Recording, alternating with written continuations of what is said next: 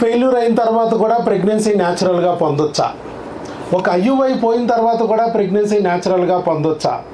AMH 0.25 కాబట్టి లో ovarian reserve, ఆ బైలేటరల్గా అండాలే లేవు, మీకు 5 గంటలు పోయినాయి, మీకు ప్రెగ్నెన్సీ రాదు, ఐవీఎఫ్కి వెళ్ళాల్సిందే, వెళ్ళినా కూడా డోనార్కి వెళ్తే బెటరు అని చెప్పి ఐవీఎఫ్లు చేసినా కూడా రాని ప్రెగ్నెన్సీ న్యాచురల్గా అది కూడా ఎన్ని రోజుల్లో అండి?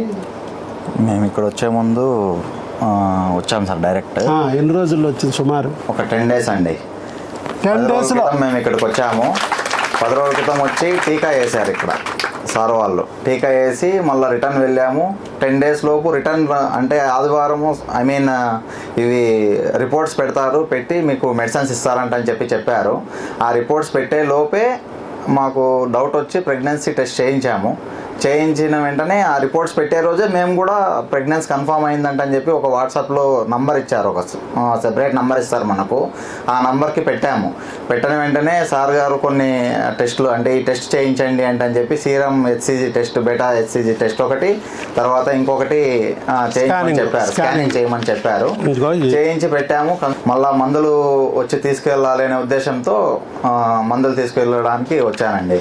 మా మిస్సెస్ యాక్చువల్గా స్టాఫ్ నర్సు. ఇచ్చిన ఒక విద్య ద్వారా ఇంతమందికి హెల్ప్ చేస్తున్నప్పుడు నా ఒక 2 మాటలు ఇంకొంతమందికి చేరుతుందేమో అని చెప్పి ఇక్కడ వచ్చి చెప్పడం, అంతేగాని స్టార్టింగ్లో యాక్చువల్గా వాళ్ళ దగ్గర చెప్పాను సార్, మీ స్టాఫ్ దగ్గర నేను మాట్లాడలేనండి స్టేజ్ ఫియర్ అని చెప్పాను. ఇప్పుడు బ్రహ్మాండంగా మాట్లాడుతున్నాను. అది రంగారావు గారు లాగా మాట్లాడుతున్నారు మీరు. చూడండి, ఆయన విగ్రహం కూడా ప్రభాస్ టైప్లో ఉంది, చిన్న విగ్రహం కాదు అది. నువ్వు అసలు మాట్లాడక నువ్వు అన్నా కూడా వెళ్ళిపోద్ది అట్లా. అదే సార్, ఇంకా చెప్పాలి అనే ఉద్దేశంతో కాన్ఫిడెన్స్గా వచ్చి చెప్దాము. ఎందుకంటే నేను కలిగిన హ్యాపీనెస్ ఈ మాటలు రావడము జరుగుతుంది సార్ ఆ హ్యాపీనెస్లో. అవును. సో మీకు అక్కడ ఐవీఎఫ్ అయింది కదండి? అవునండి, ఐవీఎఫ్ కూడా అయిపోయింది, ఫెయిల్యూర్ అయిపోయింది. మీ ఆవిడకి అండాలు లేవన్నారు, బైలేటరల్ ఓవేరియన్ రిజర్వ్ బాగాలేదన్నారు, ఏఎంహెచ్ కూడా 0.25 అన్నారు. అంటే ఏఎంహెచ్ బాగాలేదు చెక్ చేసినప్పుడు అన్నారు, అన్నీ చెప్పారు. అవును సార్. 42 years age. మీ ఆవిడకి ఎంత అండి? అది ఏజ్ తప్పు ఉందండి. మీ ఆవిడది ఎంత? 36 అండి. 36 ఏదన్నా 36 years ఏజ్. ఒక అమ్మాయికి 30 దాటిపోయిందంటే ఐవీఎఫ్, అండాలు ఉండవు ఇక, డిసైడెడ్ వాళ్ళు. అందుట్లో ఏఎంహెచ్ ఒకటి చేశారు, శుభ్రంగా దొరికేసింది 0.2 కాబట్టి పనికిరాదు, పక్కన పెట్టే ఐవీఎఫ్ అని చెప్పారు. కానీ చివరికి ప్రెగ్నెన్సీ ఎలా వచ్చింది చూడండి. చాలా హ్యాపీ అండి. ఒక టీకాతోనే ప్రెగ్నెన్సీ రావడం అంటే చాలా హ్యాపీ. ఆ విషయంలో మాత్రము మేము చాలా ఇబ్బంది పడ్డాము. మ్యారేజ్ అయ్యి 3 years అయ్యిండేది. ఆ 3 years అయినా కూడా లేట్గా మ్యారేజ్ చేసుకున్నాను నేను. అందువల్ల ఇంకా టెన్షన్ ఎక్కువైంది. మా భయపెట్టేస్తారు, రెడీగా ఉంటారు. భయపెట్టడం అంటే ఒక రేంజ్లో భయపెట్టించారు.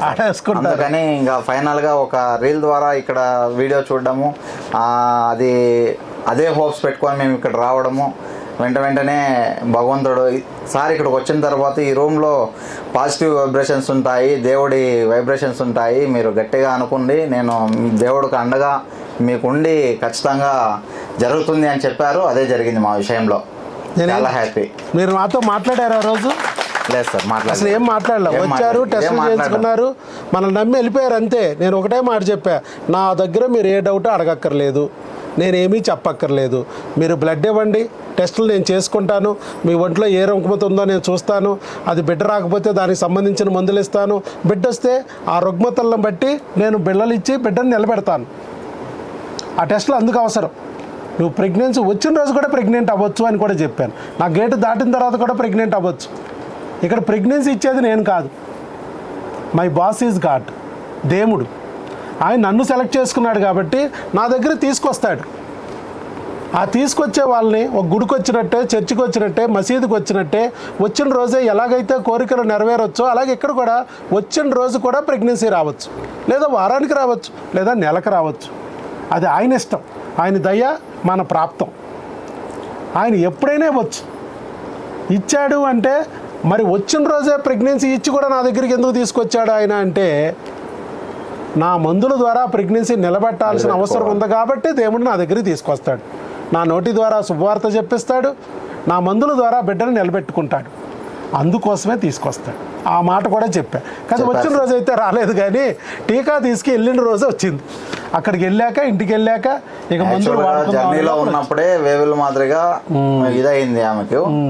తర్వాత 2 days ఆగి హాస్పిటల్లో తను ఎట్లా స్టాఫ్ నర్స్ కదా ఆన్ డ్యూటీలో చెక్ చేసుకుంటే అప్పుడు కన్ఫర్మేషన్ అని తెలిసేను. వెంటనే సార్కి వాట్సాప్ చేయడము, వాట్సాప్ చేసిన దాని వెంటనే 1 hourలో రిప్లై రావడము, కంగ్రాచులేట్ చేయడము, మళ్ళీ ఒకసారి చెక్ చేయించుకొని నాకు ఇంకోసారి రీకన్ఫర్మ్ చేయండి అంటే అక్కడ పోయి చెక్ చేయించుకొని రీకన్ఫర్మ్ చేయడం. వెంటనే మనం ఎంత తొందరగా వీలైతే అంత తొందరగా వచ్చి మెడిసిన్స్ తీసుకెళ్ళండి అని చెప్పారు. వెంటనే వచ్చి మెడిసిన్స్ కోసం ఇప్పుడు వచ్చాము తీసుకెళ్ళడానికి. భగవంతుడి దయ వల్ల సార్ మాకు వెన్నంటే ఉండి నడిపించడం వల్ల అంతే మంచిగా జరగాలని కోరుకుంటున్నాను మనస్ఫూర్తిగా. భగవంతుడు నడిపిస్తాడు, ఏముండదు, ఎన్ని ఇచ్చినాడు ఆయన ఇన్ని కూడా. కాబట్టి చూసుకోండి అమ్మ, ఐవీఎఫ్లు పోయినాయి, ఓవేరియన్ రిజర్వే లేదు, ఏఎంహెచ్ 0.2 వెరీ లో అని చెప్పారు.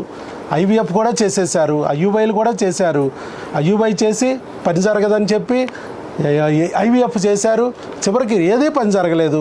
కానీ భగవంతుడు ఒక రీల్ ద్వారా ఇన్స్టాగ్రామ్లో ఒక రీల్ ద్వారా భగవంతుడు చూడండి అక్కడ పడుతున్న ఆ బాధని ఆయన చూడలేకపోయాడు. ఐవీఎఫ్ పేరుతో ఇన్స్టాగ్రామ్ చూడడం కూడా మా ఆవిడ చూసి నాకు చెప్పిందండి. అది చెప్పిన వెంటనే ఒక రీల్తో నేను ఆగిపోలే, మళ్ళీ వెంటనే సబ్స్క్రైబ్ చేసి ఎన్ని రీల్స్ ఉన్నాయో దాదాపు చాలా రీల్స్ చూసి సరేలే అని చెప్పి నేను డెసిషన్ తీసుకోవడం కూడా 10 daysలో అండి డెసిషన్ తీసుకుంది. 10 రోజుల్లో డెసిషన్ తీసుకున్నాను. వెంటనే 10 రోజుల్లో ప్రెగ్నెన్సీ వచ్చేసాము ఇక్కడికి. చూసారా, టైం వచ్చినప్పుడు కళ్యాణం వచ్చినా కక్కు వచ్చినా ఆగదంటారు, అందుకే ఇక్కడ రాగానే కక్కు వచ్చేసింది అక్కడికి. మామూలుగా అయితే మందులు మరి 2 ఏళ్ల నుంచి ఐవీఎఫ్లు చేసి ఐయువైలు చేసినా రాని ప్రెగ్నెన్సీ ఇప్పుడు ఇక్కడికి వచ్చాక ఎలా వచ్చిందంటే అది భగవంతుడు అలా ఇప్పిస్తాడు, తెప్పిస్తాడు. ఆయన నమ్మి ఉండాలి. పాపం ఐవీఎఫ్ పేరుతో చాలా ఇంజక్షన్లు పొడుచుంటారు కదండి పాపం మా అమ్మాయిని. ఎన్ని ఇంజక్షన్లు చేసి ఉంటారండి ఆ నెలలో. తన ఫ్రెండ్తోనే తన స్టాఫ్ కొలీగ్ ఉంటుంది కదా, తనతో అమ్మాయితో చేయించుకునేదాము. సుమారు ఎన్ని ఇంజక్షన్లు చేయించి ఉంటుంది ఆ నెలలో? నాకు తెలిసి 12 ఇంజక్షన్లు అనుకుంటాను. 12 ఇంజక్షన్లు చేశారు. ఎంత ఖర్చు అయ్యి ఉంటుంది మీకు? సుమారు 3 lakhs వరకు ఖర్చు అయింది. 3 lakhs ఖర్చు అయినా రాలేదు. దాంట్లో 10% అయినా అయింది. ఇక్కడ 30,000 అయింది. టెస్ట్లకు మాత్రం 30,000 అయిందండి. టెస్ట్లకు చేయించుకుంటే టీకా ఫ్రీ, ఇంకా అంతటితో అయిపోయింది. మాకు ఫ్రీ టీకాతో ప్రెగ్నెన్సీ వచ్చింది. ఇప్పుడు అనుకుని ఉంటాడు ఈ టెస్టులు చేయకుండా ఫ్రీ టీకా వేయించుకుంటే అయిపోయేదేమో. అదేనండి సార్ అన్నారు. ఈ రూమ్లోకి రాగానే అంటే దాదాపు ఒక 2-3 hours వీడియో చూసిన తర్వాత 1 hour 10 minutes వీడియో ఒకటి, ఇంకొకటి 58 minutes వీడియో ఒకటి, 2 వీడియోలు చూసిన తర్వాత సరే వీడియోలు అయితే చూసాము. సార్ అన్నారు ఇందాక, సార్ ఏమో రాలేదు, వీడియోలు చూపిస్తున్నారు సినిమా థియేటర్లో కూర్చోబెట్టి. ఆ ఫీల్ నేను పడ్డాను, మాటలు లేకుండా చెప్తున్నా, ఆ ఫీల్ పడ్డాను. బట్ ఆఫ్టర్ దెన్ అదంతా అయిపోయిన తర్వాత సార్ వచ్చి ఎక్స్ప్లెయిన్ అయిన తర్వాత ఇప్పుడు మాట్లాడుతున్నానండి. ఆ రోజు కనీసం మాట్లాడకూడదే లేదు. ఏంపా మీ పరిస్థితి అని అడిగింది కూడా లేదు. ఓన్లీ హిస్టరీ తీసుకున్నారు, చెక్ చేశారు, మందులు పెడతాం 1 week తర్వాత రిపోర్ట్ రాగానే అన్నారు. బై గాడ్ గ్రేస్ సార్ టీకా ఇవ్వడము అంతా వెంటనే పాజిటివ్ రావడము, ఆ మందులు కూడా మేము ఇంకా కొరియర్ చేస్తామని అదే రోజు చెప్పారు. మేమే గుడ్ న్యూస్ చెప్పాము. మందులు తీసుకెళ్లే అవసరం రాలేదు. ఇప్పుడు వచ్చిన ప్రెగ్నెన్సీ నిలబెట్టుకోవడానికి సార్ ద్వారా మందులు తీసుకెళ్ళడానికి వచ్చాము ఇక్కడికి. అది కూడా చెప్పాను నేను. వచ్చిన రోజే కూడా ప్రెగ్నెన్సీ ఉండొచ్చు అయ్యా, అలాగే 1 weekలో రావచ్చు, 10 daysలో రావచ్చు. భగవంతుడు నీకు ఇచ్చేసి దాన్ని నిలబెట్టుకోవడానికి నా దగ్గరికి తీసుకొస్తాడు, ఆ శుభవార్త చెప్పిస్తాడు. మీరు అది వాడుకోండి జాగ్రత్తగా. ఇవన్నీ కూడా ఆ రోజు కౌన్సిలింగ్లో చెప్పినాయి ఆయనకి. ఇవాళ కొత్తగా నేను చెప్తుంది ఏం కాదు. ఆల్రెడీ ఇక్కడికి వచ్చినప్పుడు కూడా ప్రెగ్నెన్సీలు అవ్వచ్చు.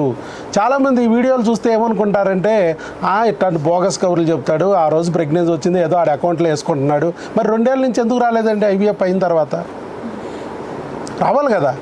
నా అకౌంట్లో వేసుకోకపోవడం, దేవుడు నా దగ్గర లేడు, మరి ఎక్కడో చోట రోడ్డు మీద ఎక్కడో చోట ఉన్నాడంటే రావాలి కదా. ఇక్కడికి వచ్చాక ఎందుకు వస్తున్నాయి? ఎందుకు గుడికి వెళ్తేనే మన కోరికలు నెరవేరుతున్నాయి? ఎందుకు చర్చికి వెళ్తేనే నెరవేరుతున్నాయి? మన ఇంట్లో ఎందుకు నెరవేరట్లేదు కదా? అంటే అర్థం ఏంటి? అంటే దేవుడు ఒక చోట ఉంటాడు, ఉండి ఒక రీలు ద్వారా ఆయన్ని లాక్కొచ్చాడు. చూడండి, ఒక రీలు అలా ఆవిడ పడుతున్న బాధను చూసి ఆయన మౌనంగా రోధిస్తుంటాడు. డబ్బు పోవటం పక్కన పెట్టండి, భార్య ఒళ్ళు గొల్లైపోతుంది ఇంజక్షన్ల పేరుతో, ఆపరేషన్ల చేరుతో. ఓవం పికప్, ఎంబ్రియో ట్రాన్స్ఫర్ 2 సార్లు ఆపరేషన్ థియేటర్లోకి తీసుకెళ్లారు. 12 ఇంజక్షన్లు పొడిచారు. మరి ఓవం పికప్ అంటే మానవుల్లో తూట్లు పొడిచారు, 25-30 తూట్లు. అంత డెలికేట్ ఏరియాలో గోరు గుచ్చుకుంటే నొప్పి వచ్చే ఏరియాలో 25-30 సార్లు బల్లూకాలు గుచ్చినట్టు గుచ్చేస్తే అంటే మత్తు ఇచ్చేయారు కదండి.